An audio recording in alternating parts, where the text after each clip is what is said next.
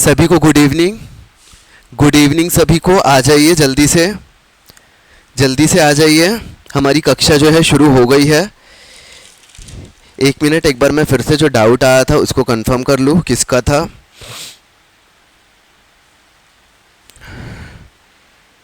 किसका डाउट था? आशीष कुमार कोसले का डाउट आया था एक ठोक।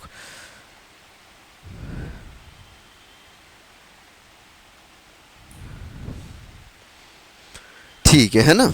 चलो, आशीष का मैसेज मैं पढ़ लिया हूँ। आशीष, तुम्हारा दो डाउट था। एक ठोक मैं उसमें यूट्यूब में चैनल में देखा था और एक ठोक अभी क्लास में। तो वो फॉर्म वगैरह के बारे में आराम से डिस्कशन करेंगे। कई बार ऐसा होता है जो दिव्यांग हैं, जो अपना वोट नहीं डाल सकते हैं, आए हैं, तो उनसे एक फॉर्म भरवाया जाता है। मतलब उनके साथ जो वोट डालने आए रहते हैं, जो नहीं डाल सकते हैं अपना वोट, तो उनसे क्या करते हैं, एक नया फॉर्म भरवाया जाता है। और उस फॉर्म भरवाने के बाद क्या किया जाता है, जो उनके साथ आए रहते हैं वो जाके क्या करते हैं, उनको मत करवाने के लिए लेके जाते हैं। ठीक है, वो सब बाद में अपन आराम से देखेंगे। और एक और था, किसी का डाउट था जो यूट्यूब चैनल में लिखा हुआ था, सर नगर निगम नगर पालिक समझ में नहीं आ रहा है। मैं आपको ये चीज़ एकदम से क्लियर कर दूं। जैसे हमने पढ़ा है ग्राम पंचायत, जनपद पंचायत, जिला पंचायत, ठीक है, वैसे ही हम क्या करेंगे, जब नगर निगम पढ़ेंगे तो हम क्या पढ़ेंगे, बताओ? नगर पंचायत पढ़ेंगे, नगर पालिका परिषद पढ़ेंगे और नगर निगम पढ़ेंगे। क्लियर है सबको? तो जैसे ही हमने ग्राम पंचायत, जनपद और जिला पढ़ा था, वैसे ही यहाँ पे नगर निगम नगर पालिक परिषद दोनों क्या है, अलग है। कैसे अलग है, उसका क्या है, तो जब हम नगर निगम वाले पोर्शन में पहुँचेंगे उस चीज़ को क्या करेंगे, हम डिस्कस करेंगे। क्लियर है? तो वाले चीज़ को, डाउट को लेके मत चलना। अभी सिर्फ एक शॉर्ट टर्म में आपको ये बता दिया हूँ कि हाँ अलग है। क्लियर है? ठीक है, नगर पालिका परिषद, नगर निगम अलग है। ठीक है, दोनों को क्लियर हो गया ये वाला चीज़। अब उसके आगे जब पढ़ेंगे तब देखना उसको डिटेल में कि उसकी जनसंख्या क्या रहती है, कितने एरिया को क्या लेते हैं, वो सब बात की बात है। आज वापस आ जाते हैं हम कौन से वाले में। हम कल शुरू कर दिए थे चुनाव वाला, और उस चुनाव वाले में हमने क्या क्या देखा था, बीच की रैंडम टॉपिक उठा लिया था। जमानत राशि कितनी है, क्या है, किसको शपथ पत्र देना पड़ता है, किसको शपथ पत्र नहीं देना पड़ता। तो ये जो छोटे वाले हमारे क्या थे, याद करने वाली चीज़ें थी, इनको हमने क्या किया था, देख लिया था। क्लियर है? क्लियर है यहाँ तक? अब एकदम आराम से सुनते जाना, और अगर आप चाहो तो एक शॉर्ट नोट्स की तरह लिखते भी जाना। निर्वाचक नामावली, निर्वाचन नामावली या निर्वाचक नामावली, निर्वाचक नामावली या निर्वाचन नामावली, ठीक है। ये क्या होता है, प्रत्येक चुनाव के पहले, अभी हम क्या कर रहे हैं, अब नॉर्मल से हम वापस चुनाव में आ गए हैं ना। प्रत्येक चुनाव के पहले एक निर्वाचक नामावली क्या कराई जाती है, प्रिपेयर करवाई जाती है, तैयार कराई जाती है। ये निर्वाचक नामावली तैयार करते हैं रजिस्ट्रीकरण अधिकारी, और उनका सहयोग देने के लिए होते हैं सहायक रजिस्ट्रीकरण अधिकारी। क्लियर है? इनका सहयोग देने के लिए एक होते हैं जो निर्वाचक नामावली तैयार करवाते हैं रजिस्ट्रीकरण अधिकारी, और इनका सहयोग देने के लिए सहायक रजिस्ट्रीकरण अधिकारी होते हैं। इनकी नियुक्ति चुनाव आयोग के राज्य सरकार के अनुशंसा पर चुनाव आयोग के द्वारा आराम से क्या किया जाता है। क्लियर है? इस चीज़ को तुरंत क्लोज करो, तुरंत आगे आ जाओ। दावा और आपत्ति, मान के चलो एक निर्वाचक नामावली बनी है और किसी को उस नामावली में दावा या आपत्ति करना है। यदि किसी को लगता है कि किसी के घर के कोई हैं जिनको मतलब लिस्ट में नहीं जोड़ा गया है, या कुछ कर दिया गया, उनका नाम ही नहीं है, या ऐसा हो गया है कि किसी का देहांत हो चुका है और उनका नाम भी जुड़ा हुआ है, उनका हटवाना है, तो ऐसे दावा और आपत्ति क्या करेंगे, ये लोग करेंगे। कहाँ पे करेंगे? दावा और आपत्ति जो हमारी निर्वाचक नामावली जो तैयार होगी ना, ये 3 जगह के मुख्यालयों में रख दी जाएगी। रजिस्ट्रीकरण अधिकारी के ऑफिस में, जनपद पंचायत के मुख्यालय में और ग्राम पंचायत के मुख्यालय में। तो ये लोग क्या करेंगे, वहाँ पे जाके उस निर्वाचक नामावली की प्रति देख लेंगे, लिस्ट देख लेंगे, सारी चीज़ जो भी है, और उसके दावा या आपत्ति को क्या करेंगे, करेंगे। अब उसके बाद एक और पॉइंट लिखा है निपटारा, मतलब भाई दावा आपत्ति कर दिए हैं, दावा आपत्ति कर दिए हैं, तो उसके बाद ये क्या है, 5 दिन के अंदर जो भी है निशुल्क वहाँ से वो ले सकते हैं, और उसके बाद उनका जो भी है, इंपॉर्टेंट पॉइंट नहीं है इसलिए उसको छोड़ दो। उसके बाद लिखो मतदान केंद्र, ठीक है, मतदान केंद्र।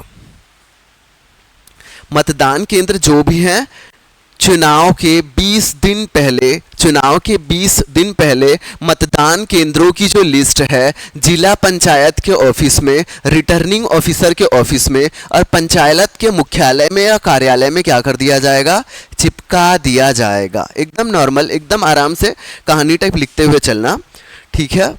कहाँ पे, जिला पंचायत के ऑफिस में, रिटर्निंग ऑफिस के ऑफिसर जो हैं उनके ऑफिस में या पंचायत के मुख्यालय में या कार्यालय में क्या कर दिया जाएगा, चिपका दिया जाएगा, ठीक है, चिपका दिया जाएगा, ठीक है।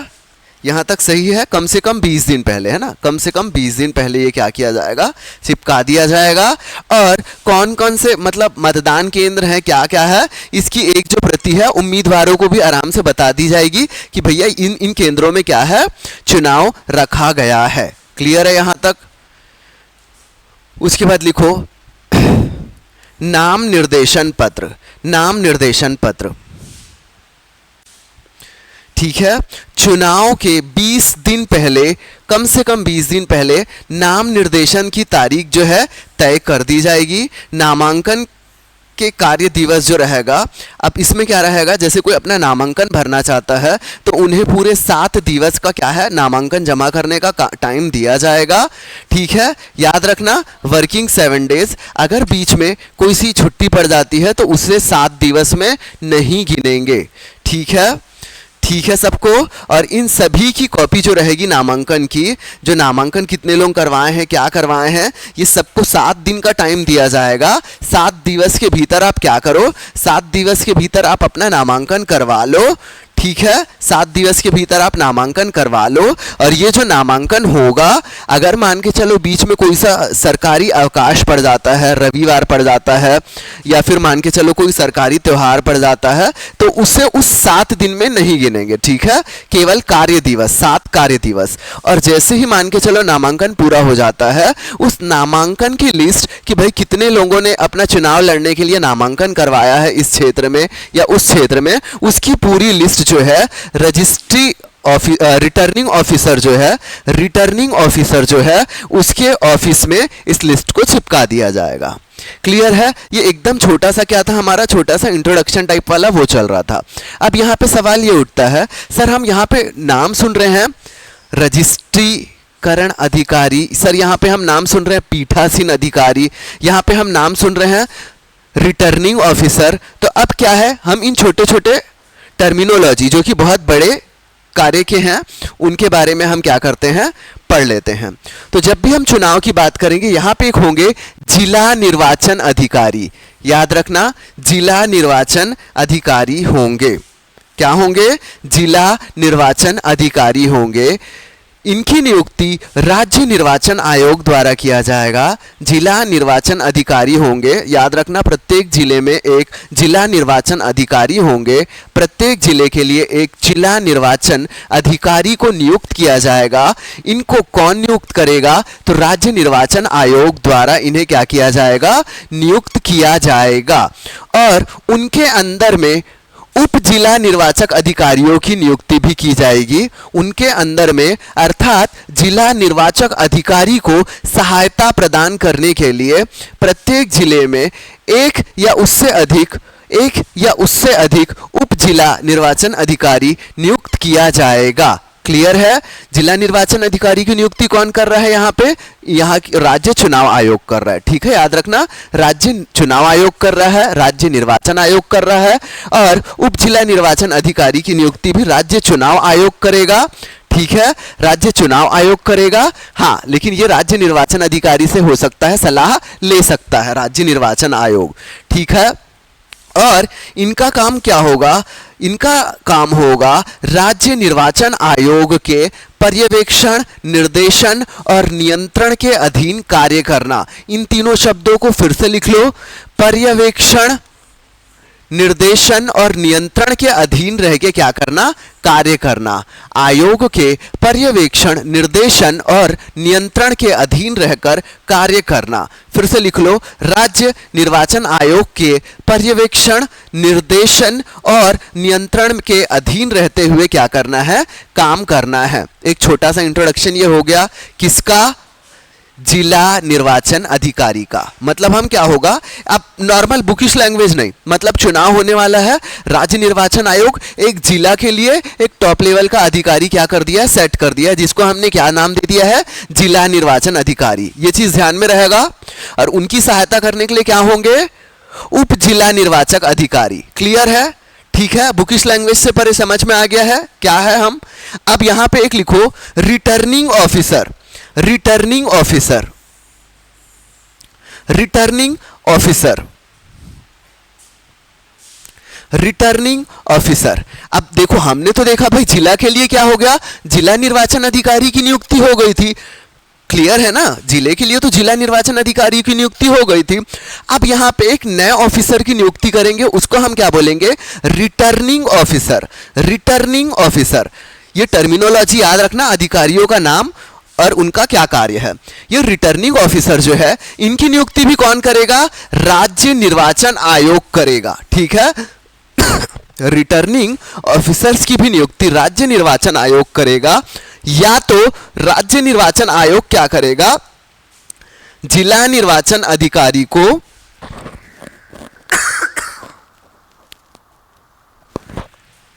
जिला निर्वाचन अधिकारी को यह शक्ति दे देगा।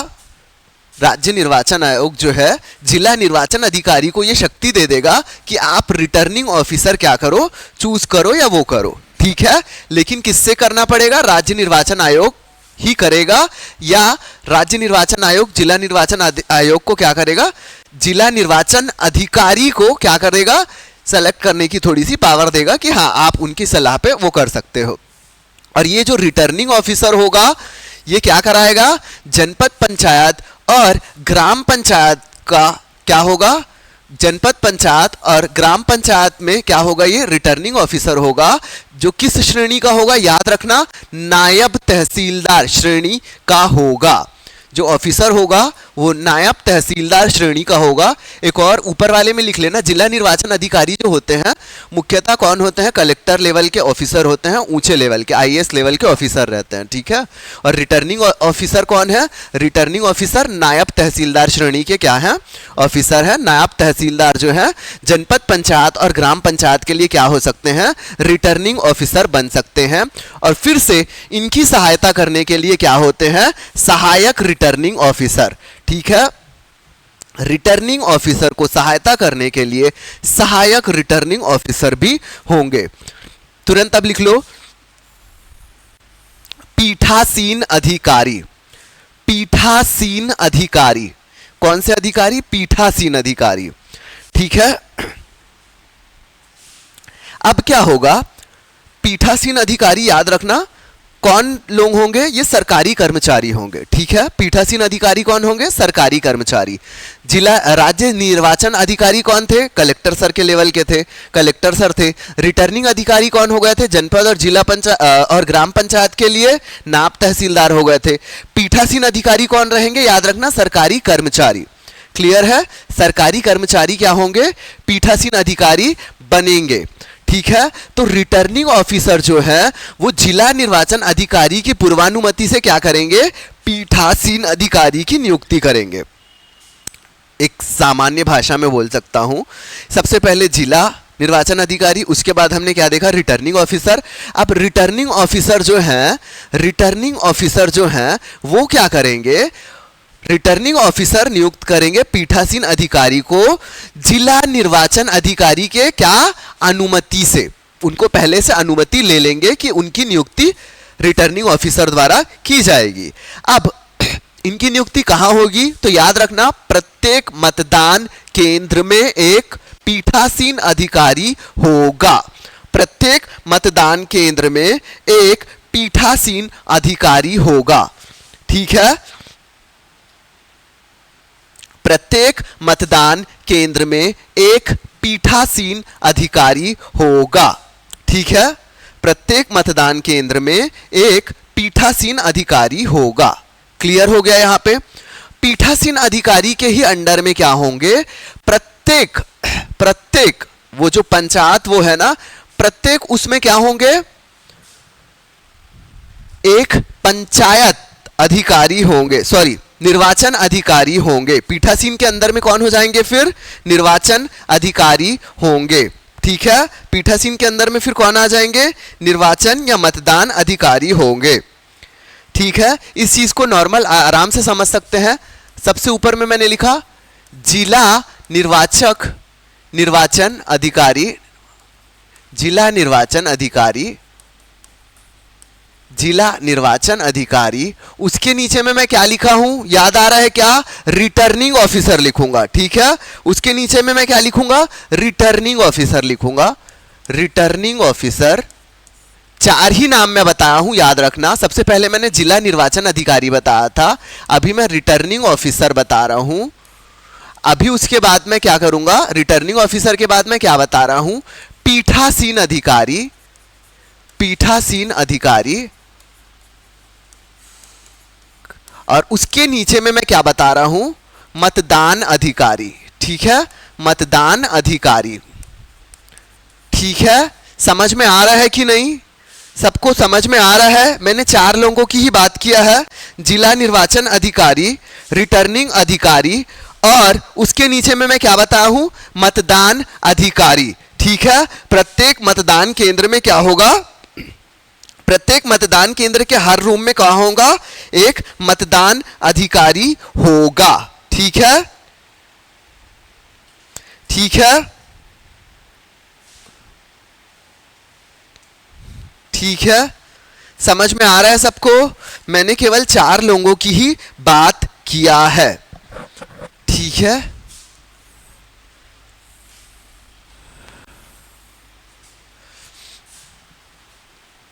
ठीक है, ये ग्राम पंचायत है मान के चलो। मैंने जो डायग्राम बनाया है ये क्या है, मान के चलो ये एक ग्राम पंचायत है और इसका क्या है, एक रिटर्निंग ऑफिसर है, रिटर्निंग ऑफिसर है। ठीक है, एक मतदान, ये ग्राम पंचायत है, ये एक ग्राम पंचायत है, ये जो बड़ा सा बॉक्स बना है ये एक ग्राम पंचायत है और इस ग्राम पंचायत में क्या है, एक क्या हो गया है, रिटर्निंग ऑफिसर है। क्लियर है यहां पे सबको? एक ग्राम पंचायत में एक रिटर्निंग ऑफिसर यहां पे क्या है, बैठा हुआ है मान के चलो।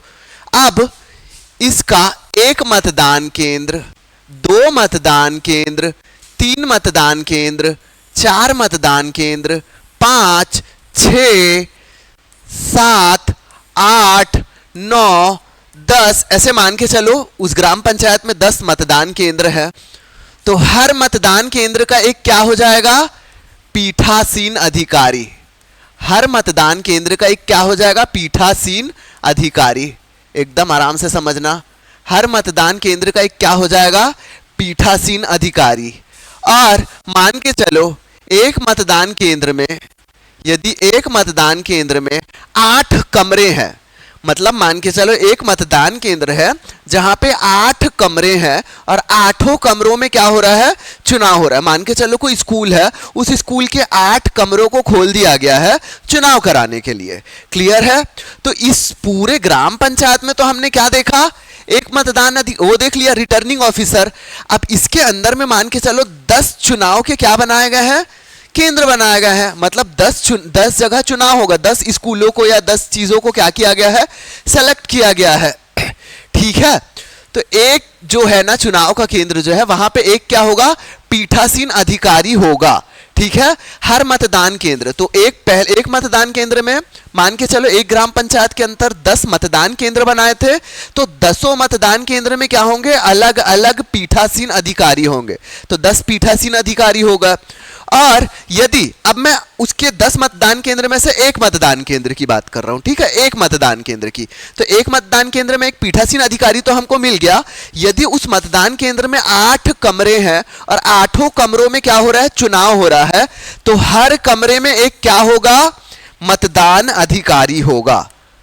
मतदान अधिकारी, मतदान अधिकारी। हर कमरे में क्या होगा? एक मतदान अधिकारी होगा। हर कमरे में एक क्या होगा? एक अलग मतदान अधिकारी होगा। हर कमरे में क्या होगा? एक मतदान अधिकारी होगा। समझ में आ रहा है ना क्या है?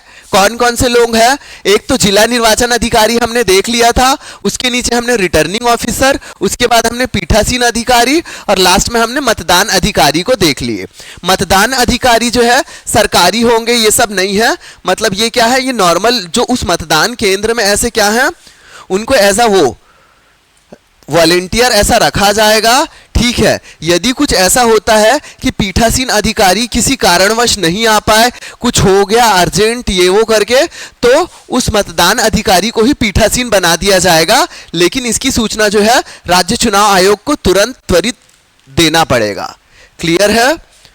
आगे बढ़ते हैं।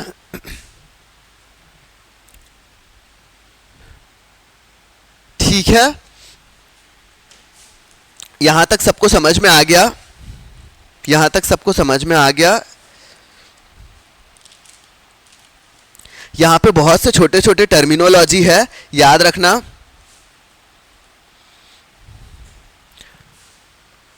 ठीक है, यहां तक सबको समझ में आ गया? आगे बढ़ूं?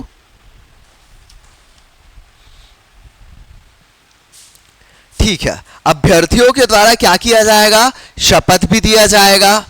ठीक है, अभ्यर्थी, अब मैंने बताया था पंच वाले चुनाव को छोड़ दिया जाए, तो यदि सरपंच का चुनाव होगा, सरपंच के साथ जनपद पंचायत सदस्य का चुनाव होगा या जिला पंचायत सदस्य का चुनाव होगा, वहां पे क्या होगा? एक प्रत्याशी जो है ना, एक प्रत्याशी जो है, ये तो स्वयं में क्या है? प्रत्याशी है। वो अपना एक प्रस्तावक नियुक्त करेगा और एक निर्वाचक अभिकर्ता क्या करेगा? नियुक्त करेगा।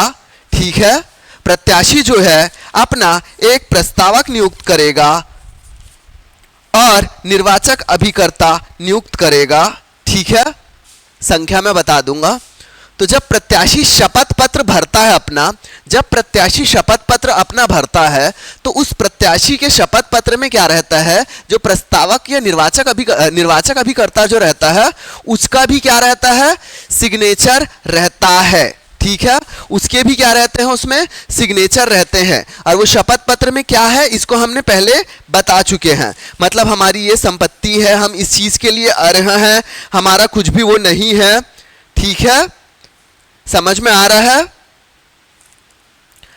और अगर अंतिम रूप में कई बार क्या होता है, यदि इन चीजों की जांच होती है कि क्या प्रत्याशी के हस्ताक्षर सही है, क्या निर्वाचक अभिकर्ता के हस्ताक्षर सही है। यदि प्रत्याशी का कोई निर्वाचक अभिकर्ता है, मतलब गारंटी जो लिया है, जो उसके उसमें साइन किया है, अगर वो मतलब अर्ह नहीं पाया गया, तो भी प्रत्याशी के ऊपर क्या हो जाएगा? खतरा होगा। तो यही तीनों चारों चीजों की जांच करते हैं कि क्या प्रत्याशी सही अर्हता रखता है, क्या प्रत्याशी के द्वारा किया गया शपथ पत्र में हस्ताक्षर सही है, क्या जो उसका निर्वाचक अभिकर्ता था, क्या वो भी क्या है 18 साल की आयु पूर्ण कर चुका है, क्या वो अर्ह है, क्या वो उसी ग्राम पंचायत का है या नहीं है, उसी जनपद पंचायत का है या नहीं है। ये सारी चीजों की जांच करी जाएगी और अंत में ये देखा जाएगा कि प्रत्याशी का हस्ताक्षर और निर्वाचक अभिकर्ता का हस्ताक्षर, दोनों का हस्ताक्षर रियल है कि नहीं है, इनके जगह किसी और ने तो नहीं कर दिया गया है।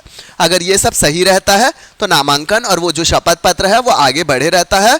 यदि अगर ऐसा पाया जाता है कि इनमें से किसी के भी हस्ताक्षर क्या है, फेक है, तो क्या होता है? इनका वो नामांकन रद्द भी हो सकता है, रद्द कर दिया जाता है। ठीक है, रद्द कर दिया जाता है। इसके नीचे में एक बहुत ही गूढ़ तत्व है, एक करंट का क्वेश्चन है। अभी करंट का क्वेश्चन आ रहा है कि ये लोकसभा चुनाव से संबंधित है। कहां पे ऐसा हुआ है कि प्रत्याशी के जो सिग्नेचर थी वो फेक थी या किसी और ने की थी और उनका नामांकन रद्द कर दिया गया और उस जगह में निर्विरोध जिता दिया गया, या जो प्रत्याशी थे वो निर्विरोध जीत गए एक प्रत्याशी के गलती के वजह से। ठीक है, कहाँ का है एक बार थोड़ा सा ध्यान लगाना। लोकसभा इलेक्शन का अभी चल ही रहा है, कंफर्म करना, ये आप लोगों का होमवर्क रहेगा। ठीक है, चलो आगे बढ़ते हैं। यहां तक सबको क्लियर है? अगर किसी को क्लियर नहीं रहेगा तो पर्सनल मैसेज करते जाना। ठीक है, अगर किसी को क्लियर नहीं रहेगा तो पर्सनल मैसेज करते जाना। ठीक है, आज की क्लास में शायद थोड़ा सा वो स्पार्क नहीं लग रहा होगा आप लोगों को, आवाज़ थोड़ी सी बैठी है सर्दी की वजह से, इसलिए। ठीक है, अपन देखते हैं, आगे बढ़ते हैं। यहां तक सबको डाउट तो नहीं है ना? यहां तक किसी को डाउट तो नहीं है?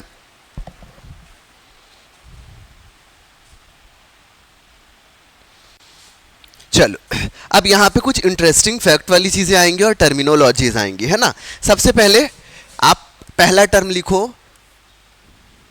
सबसे पहले आप पहला टर्म लिखो, निर्विरोध निर्वाचन। निर्विरोध निर्वाचन, निर्विरोध निर्वाचन, निर्विरोध निर्वाचन। ये आपने सुना है, ये टर्म आपने ऑलरेडी सुना है। अब इसकी कहानी को सुन लो।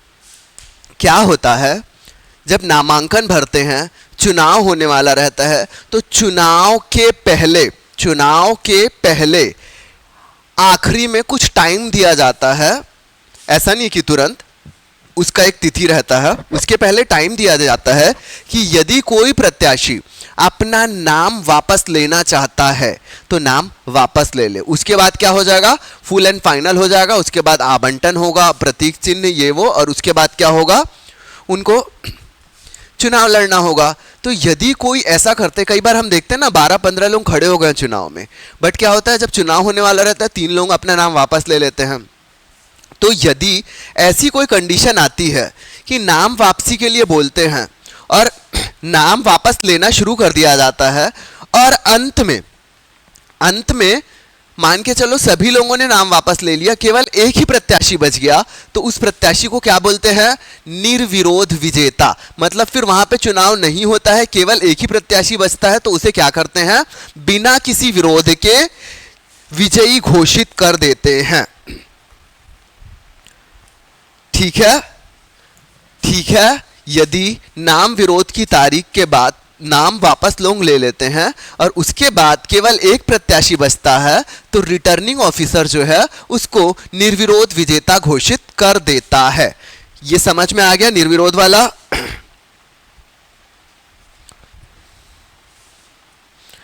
चलो, अब क्या होगा, यदि मान के चलो नाम वापसी वाली चीजें आ जाती है और नाम वापसी के समय मान के चलो पूरे ही लोगों ने नाम वापस ले लिया, एक भी प्रत्याशी नहीं बचा। अगर एक भी प्रत्याशी नहीं बचा तो क्या करता है रिटर्निंग ऑफिसर, राज्य चुनाव आयोग की इसकी सूचना जिला निर्वाचन अधिकारी के माध्यम से क्या करता है, भेज दिया जाता है, और उसके बाद क्या किया जाता है, उस जगह पे चुनाव को रद्द करवा दिया जाता है। एक प्रॉपर पर्टिकुलर टाइम के बाद फिर जो भी होता है फिर से चुनाव किया जाता है। क्लियर है? उस समय पे वहां पे रद्द कर दिया जाता है यदि सभी प्रत्याशियों के नाम क्या कर दिए जाते हैं, वापस ले लिए जाते हैं तो। ठीक है, मतदान केंद्र में प्रवेश करके लिखो। लेकिन मतदान केंद्र में कौन कौन प्रवेश कर सकता है, मतलब जो चुनाव डलवाने वाले आए हैं, जो वोट डालने जा रहे हैं वो, यदि कोई छोटा सा गोदी का बच्चा है तो वो साथ में जा सकता है, यदि कोई दिव्यांग है या कोई बुजुर्ग हैं वो नहीं जा सकते तो उनके साथ कोई जा सकता है। ऐसे टाइप की क्या रहती है वहाँ पे छूट रहती है। ये सारी चीज़ें हमको क्या है, एक कॉमन वाली चीज़ है जो हमें पता है। ठीक है, अब लिखो मतपत्र जारी करना। मतपत्र जारी करना, मतपत्र जारी करना। अभी तो क्या हो रहा है, अभी हमारा ईवीएम से चुनाव हो रहा है, बट इसके पहले तक बहुत सारे जगह अभी भी क्या होता है, बैलेट पेपर वगैरह में क्या हो रहा था, ग्राम पंचायत, जनपद पंचायत, ये सब में क्या है, बैलेट पेपर में चुनाव हुआ था। उसके हिसाब से लिखो मत पत्र जारी करना। तो कोई भी अधिकारी है, जैसे चुनाव का समय है 8 बजे सुबह से शुरू होगा या सुबह 7 बजे से शुरू होगा, तो मत पत्र जो है उस टाइम के बाद ही जारी किया जा सकता है। जो सरकारी ऑफिसर वहां बैठा है, जो पीठासीन अधिकारी बैठा है, वो बैठा, उसकी ये जिम्मेदारी होगी कि मतदान का वक्त शुरू होने के बाद ही क्या होगा, उन मतपत्रों को दिया जाएगा। मतपत्र ऐसे नहीं है कि सबके हाथ में बांट दिया जाएगा, बाकायदा पहले उनको चेक किया जाएगा, उनका सरल क्रमांक देखा जाएगा, उनकी आईडी देखा जाएगा, उनका सीरियल नंबर देखा जाएगा।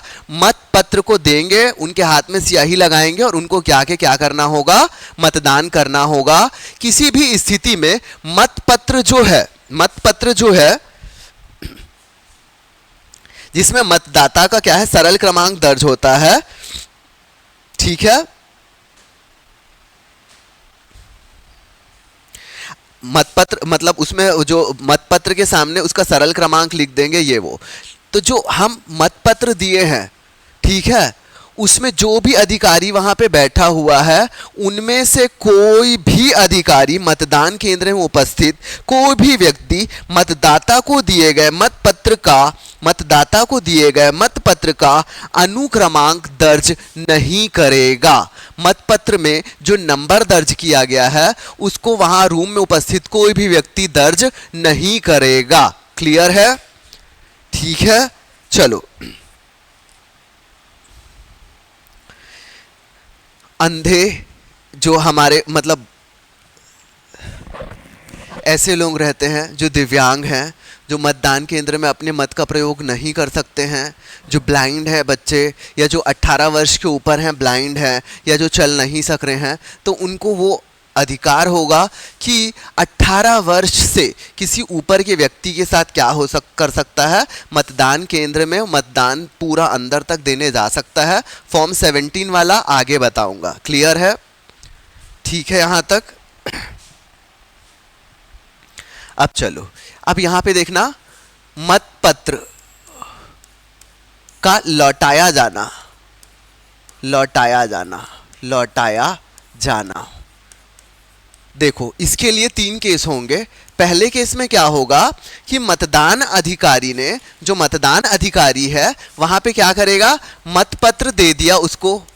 मतपत्र दे दिया, किसको दे दिया? जो वोट डालने आया। एकदम आराम से देखना, पहले केस में क्या होगा, जो वोट डालने आया है उसको मतपत्र दे दिया मतदान अधिकारी ने। अब कुछ ऐसा उससे हुआ, जो मतदान डालने आया है, कि मतपत्र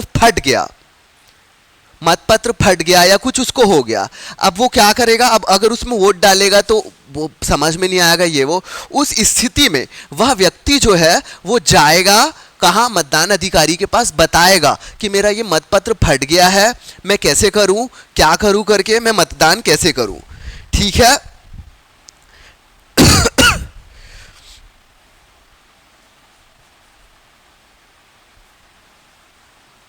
तो क्या करेगा, जो मतदान अधिकारी है वो उसके मतपत्र की जांच करेगा कि हाँ क्या सच में इससे फट गया है, और वो देखेगा कि हाँ ये अब मत देने योग्य अभी नहीं है करके।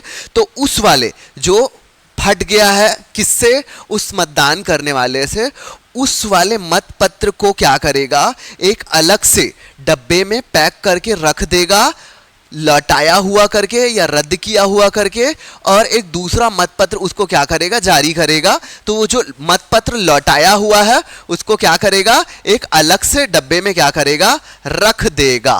ठीक है? उसको ऐसा नहीं करेगा कि फेंक देगा, रख देगा प्रूफ के लिए कि ये ऐसा खराब हुआ था, तो उसको वो है। अब दूसरा क्या होगा, दूसरा केस क्या होगा, एक मत करने कोई आया, मतदान करने के मूड से आया, स्याही लगाया, और फिर उसके बाद जब मत करने अंदर गया तो फिर उसको मतलब मन नहीं किया, मैं नहीं देता चुनाव में वोट करके, मेरा कोई भी प्रत्याशी अच्छा नहीं है, मेरे को पता ही नहीं चला ये भी खड़ा है करके, अरे ये तो अच्छा आदमी नहीं है, अरे अच्छा ये भी खड़ा, अरे ये भी तो अच्छा नहीं लगता है मेरे को, मैं क्या करूं। वो क्या करेगा, नहीं मेरे को चुनाव ही नहीं देना है बोल के बाहर निकल जाएगा। तो वो जो बैलेट पेपर, जो उसके पास मतपत्र है, उसको क्या करेगा, अधिकारी को दे देगा, भैया मेरे को वोट नहीं डालना है, चले जाएगा। तो उसको अधिकारी जो है फिर से लौटाया हुआ या रद्द किया हुआ लिखकर एक दूसरे वाले लिफाफे में या दूसरे वाले डब्बे के अंदर डाल देगा। ठीक है? पहले वाले को दूसरे एक ठोक में डाला है क्योंकि वो खराब हुआ था, ठीक है, उसके ऊपर लिख देगा कि ये खराब हुआ है, लौटाया हुआ है। और यदि कोई व्यक्ति मत पत्र ले लिया, उसके बाद उसका मन बना कि वोट नहीं डालना है, वो रिटर्न कर देगा, तो उसको फिर क्या करेगा, दूसरे वाले बॉक्स के अंदर डाल के रखेगा। क्लियर है? क्लियर है? दूसरा वाला केस भी समझ में आ गया ना कि मतपत्र कैसे उसको क्या कर दिया गया है, लौटा दिया गया है। ठीक है, ठीक है। अब क्या होगा, तीसरा वाला क्या है, तीसरा वाला केस क्या है, सब चीज हो गया, उसने अपना मतपत्र ले लिया, और मतपत्र लेके जाने के बाद क्या करेगा, उसको समझ में नहीं आया कौन से वाले बक्से में डालना है, क्या है, तो ऐसे वोट डाल के वहीं ऐसे वहीं पे साइड में रख दिया, कहीं अलग रख दिया, कहीं पे कुछ कर दिया, या मोड़ के दबा दिया इधर उधर। तो क्या करेगा, मतदान अधिकारी है जो चेक करेगा और देखेगा इधर उधर आसपास जो पड़े हुए हैं उनको कलेक्ट करके एक तीसरे डब्बे में रखेगा, उसको एक तीसरे बॉक्स में रखेगा, उसे अलग बॉक्स में रख देगा, और उसके ऊपर भी लिख देगा लौटाया हुआ या रद्द किया हुआ। ठीक है, समझ में आ रहा है कैसे होगा? ठीक है, मतपत्र का लौटाया जाना मतलब समझ में आ गया कि कैसे लौटाया गया है। एक तो पहला खराब हो गया तो उसको भी लौटाया गया बोलेंगे, एक दूसरा क्या है, वोट ही नहीं डाला वो वाला, और एक तीसरा वोट डाला लेकिन उसको कहां बॉक्स में डालना है वो नहीं पता था, वो इधर उधर फेंक दिया।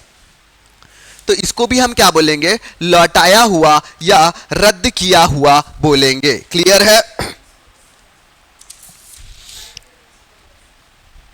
अब एक और टर्मिनोलॉजी यहां पे लिख लो, टेंडर वोट। एक टर्मिनोलॉजी यहां पे क्या लिखोगे आप, टेंडर वोट। ठीक है, टेंडर वोट, टेंडर वोट और उसकी गणना, टेंडर वोट और उसकी गणना, टेंडर वोट और उसकी गणना। कई बार क्या होता है, कई बार क्या होता है, फेक वोट भी बहुत सारे डलते हैं, आपको पता है, ऐसा हम पेपरों में पढ़ते हैं, यहाँ पे पढ़ते हैं, वहाँ पे, कि भाई किसी ने किसी का वोट डाल दिया, किसी ने कुछ कर दिया, ये वो। अब मान के चलो एक केस ऐसा हुआ, एक केस ऐसा हुआ कि मैं वोट डालने गया, मैं अपना एग्जाम्पल बता रहा हूं, मान के चलो मैं वोट डालने गया, और जब मैं वहां मतदान केंद्र में पहुंचा तो मुझे पता चला कि मेरे नाम के आगे टिक लगा है और मेरे ही नाम से कोई फर्जी वोट डालकर जा चुका है, मेरे ही नाम से कोई फर्जी वोट डालकर जा चुका है। अब चूंकि मैं तो वोट डाला नहीं हूं, ठीक है, मैं तो वोट डाला नहीं हूं, अब मेरे को क्या करना पड़ेगा, मेरे को क्या है, मेरे को तो वोट डालना है भाई, मैं तो डाला नहीं हूं, मेरे बदले में किसी ने फर्जी वोट डाल के चले गया, तो मैं क्या करूं, मुझे तो वोट डालना है ना सर। तो मैं अब क्या करूंगा, उस मतदान केंद्र में जो अधिकारी हैं उनसे जाके बात करूंगा और बताऊंगा कि सर ऐसा हुआ है, मेरे जगह किसी और ने मत डाल के जा चुका है, मेरे को मत देना है। अब क्या करेगा वो जो अधिकारी है, वो मेरे को निविदत मतलब एक टेंडर मतपत्र देगा, मतलब निविदत पत्र देगा, उसमें मैं क्या करूंगा, मेरे को जिसको भी वोट डालना है मैं उसमें निशान लगाऊंगा, मोड़ूंगा। निर्वाचन जो मतदाता अधिकारी है वो उसको खोल के देखेगा अभी नहीं, उसको एज इट इज क्या करेगा, एक लिफाफे में पैक कर देगा। ठीक है, लिफाफे में पैक करके उसके ऊपर में लिख देगा टेंडर वोट करके और उसको रख देगा। क्लियर है? अब इस टेंडर वोट की गणना कैसे होगी, तो मैं बता दूं, इस टेंडर वोट को गणना नहीं किया जाता है, इस टेंडर वोट को काउंट नहीं किया जाता है, केवल वो निर्वाचन अधिकारी जो है वो उसको डलवा के एक लिफाफे में रख लिया। अब मान के चलो वोट की गिनती शुरू हो गई, वोट की गिनती शुरू हो गई, 1 vote 2 vote 3 vote 4 vote 5 vote, मतलब 2 प्रत्याशी है, उनके बीच में कांटे का टक्कर चल रहा है, कांटे का चक्कर। और एक कैसा केस क्या हो सकता है कि एक प्रत्याशी बहुत भारी मतों से आगे चल रहा है, एक पीछे चल रहा है, तो जो भारी मतों से आगे चल रहा है जीत गया, जो पीछे चल रहा है हार गया। अगर मतों का अंतर बहुत ज्यादा है, कोई हार गया जीत गया, तो क्या होगा, टेंडर वोट को जो मैं डाला था ना लिफाफे में, उसको काउंट नहीं किया जाएगा, उसको खोला ही नहीं जाएगा। लेकिन ऐसी केस आ जाती है, ऐसी कंडीशन आ जाती है कि दोनों ही के मत बराबर हो गए, दोनों के ही मत क्या हो गए हैं, बराबर हो गए हैं। उसी केस में इस टेंडर वोट के लिफाफे को क्या किया जाएगा, खोला जाएगा, और उस लिफाफे का जो वोट रहेगा, अगर वो दोनों में से किसी प्रत्याशी को जाता है तो वो क्या हो जाएगा, जीत जाएगा, जिसको जाएगा वो जीत जाएगा। तो केवल और केवल उस कंडीशन में खोलेंगे जब मत बराबर हो जाएंगे, ठीक है। अदरवाइज कोई ज्यादा अंतर से जीत रहा है, ज्यादा अंतर से हार रहा है, उस केस में टेंडर वोट की गणना नहीं की जाएगी। क्लियर है, टेंडर वोट की गणना समझ में आ गई। जब दो प्रत्याशियों के बीच में बराबर मत आ जाएंगे उस केस में क्या किया जाएगा, टेंडर वोट को खोला जाएगा और उससे फिर क्या होगा, प्रत्याशी के भाग्य का फैसला होगा। क्लियर है, ठीक है। तो हम ये समझ गए ना कि सामान्य स्थिति में हम क्या करेंगे, टेंडर वोट की गणना नहीं करेंगे, लेकिन जब मत बराबर की स्थिति होगी तो हम उस स्थिति में टेंडर की गणना करेंगे। अब क्या होगा, गेट बंद करना। यदि शाम 5 बजे चुनाव बंद कर दिया जाएगा, मतलब चुनाव का टाइमिंग क्या है, 5 बजे है, 5 बजे, तो 5 बजे के बाद फिर चुनाव देने नहीं दिया जाएगा। तो उसके बाद क्या होता है, जैसे कोई सा मतदान केंद्र है और उस मतदान केंद्र के अंदर आप 5 बजे के पहले अंदर घुस गए हो, 5 बजे के अंदर आप पहले घुस गए हो, भले ही लंबी लाइन क्यों ना लगी हो, तो आप मत दोगे। क्लियर, आप मत दोगे, लेकिन 5 बजे उस गेट को बंद कर दिया जाएगा कि अब नए किसी को अंदर आने नहीं दिया जाएगा, ठीक है। किसी भी नए व्यक्ति को अंदर आने नहीं दिया जाएगा, लेकिन जो अंदर आ चुके हैं गेट बंद होने के पहले वो लोग अपना मत देंगे। मान के चलो 5 बजने वाला है, लंबी लाइन लगी हुई है अंदर, तो मतदान अधिकारी जो है 5 बजे गेट बंद कर देगा। जो गेट के अंदर जितने भी लोग हैं, चाहे 5 लोग हैं, 10 लोग हैं, 50 लोग हैं, वो बाकायदा अपना मत डालते रहेंगे और वो मत डालने के बाद फिर एक साथ गेट खोलेंगे, वो लोग निकल जाएंगे, ठीक है। तो गेट बंद होने का मतलब ये नहीं है कि तुरंत चुनाव बंद हो गया, ठीक है। जो लोग अंदर हैं गेट के वो लोग अपना मत डालते रहेंगे। क्लियर है, 5 बजे गेट को बंद कर दिया जाएगा, ऐसा कहते हैं, ठीक है। जो 5 बजे के पहले आ गए हैं उनको उनके मत देने से वंचित नहीं किया जाएगा, ठीक है। अब कौन 5 बजे के पहले आया था नहीं आया था उसका निर्णय जो है पीठासीन अधिकारी करेगा, ठीक है। और 5 बजे गेट बंद ही कर दिया जाएगा, ये एकदम से क्या है, ठीक है। यहां तक सबको समझ में आ गया। अब एक छोटा सा और टॉपिक है, एक छोटी सी और टॉपिक है, सील बंद किया जाना, मतपत्र को इधर से उधर ले जाना।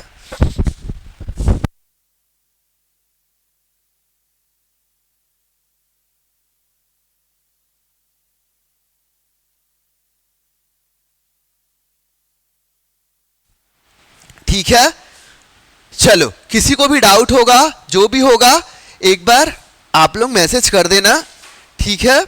और मेरे को एक बार इन्फॉर्म करना कि सर ये चीज़ थोड़ा सा आप बता दीजिए, उसको अपन फिर से एक बार डिस्कस कर लेंगे, ठीक है। इसके बाद हम जनपद और जिला पंचायत के कार्य वगैरह जो भी है लाइन से आगे देखते जाएंगे। आज की कक्षा को हम यहीं पे क्या करते हैं, विराम देते हैं। सभी को गुड नाइट।